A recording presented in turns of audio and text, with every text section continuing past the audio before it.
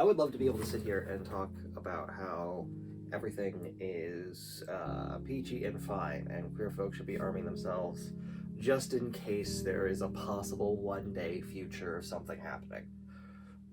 We're past that. We're at the possible one day. Y'all, shit's getting scary.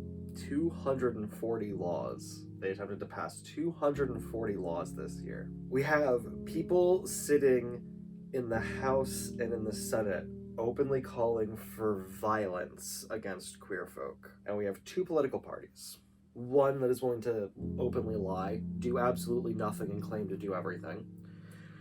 And another that is willing to lie and steal elections and pander to a small group of incredibly hateful assholes eager to become whatever the American version of a stern battalion is going to be. Queer folk need to get armed. Queer folk need to get armed. But what the fuck does that mean? I see that sentiment thrown around a lot, and good. I approve. I think queer people absolutely should get armed. What does that actually mean, though?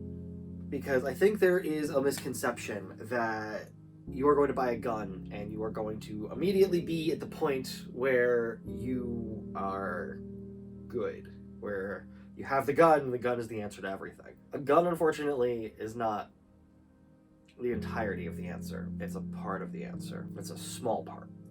It's necessary and it's needed if you can handle it. More importantly, I would say you can be armed with a medical bag. You can be armed with a computer. You can be armed with a riot setup that has no gun and a proper knowledge of how to use everything. Or you can be an idiot with a gun. There's multiple definitions of the word armed.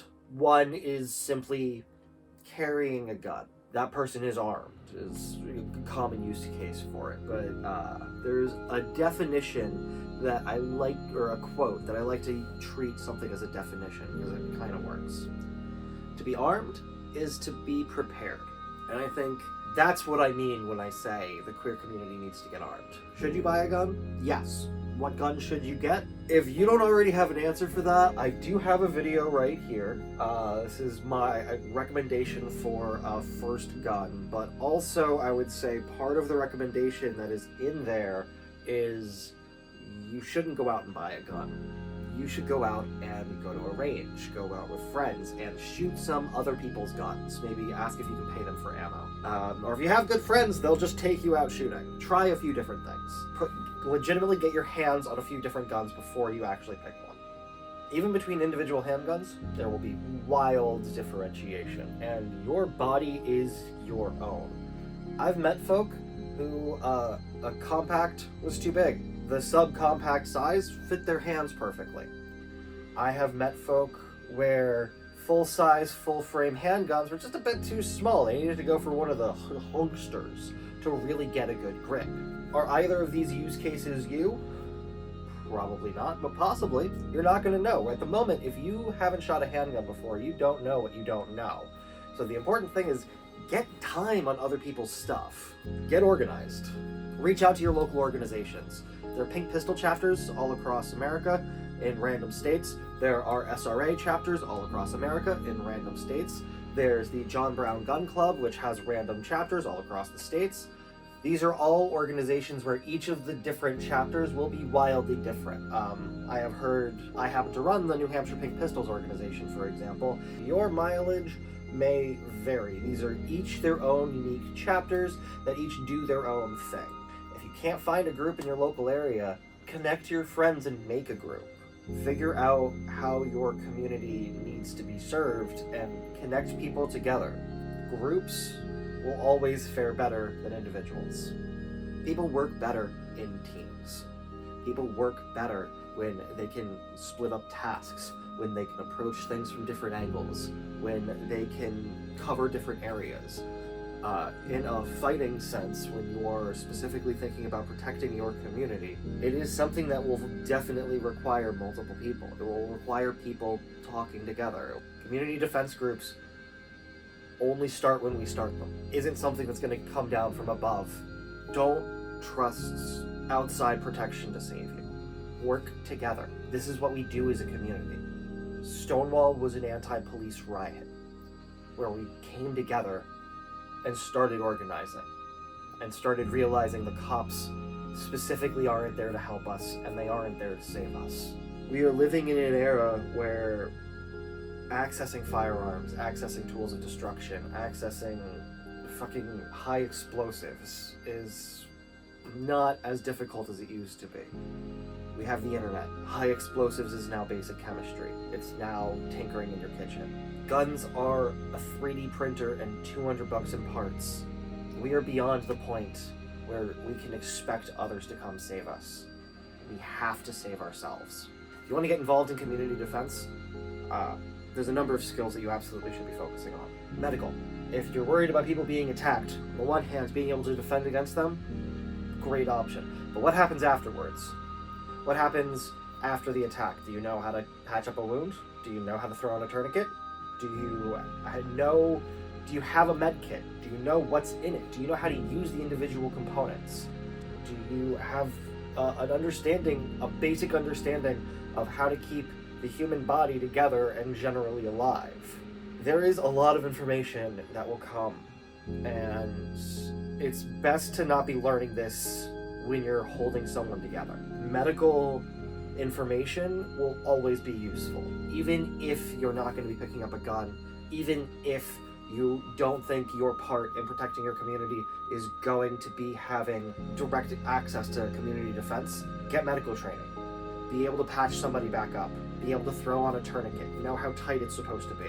Know what different problem areas are and how to address them. We have to be ready. We have to be ready. Shit is coming. OPSEC. For one, recognize what it is and what it isn't.